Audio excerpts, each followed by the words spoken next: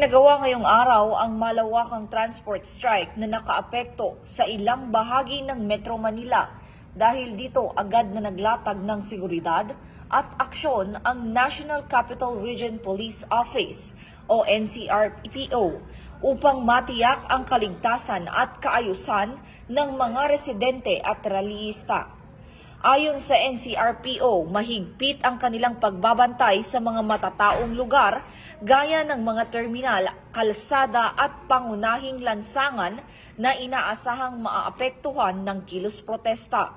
Nagtalaga rin ng mga tauhan at sasakyan ang pulisya upang magsilbing libreng sakay para sa mga commuters na naipit sa tigil pasada.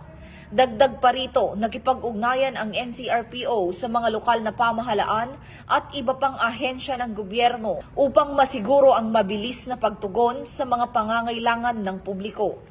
Nananawagan naman ang pamunuan ng NCRPO sa mga nagproprotesta na panatilihin ang mapayapang pamamaraan ng kanilang pagkilos at irespeto ang karapatan ng mga mamamayang nais makarating sa kanilang destinasyon.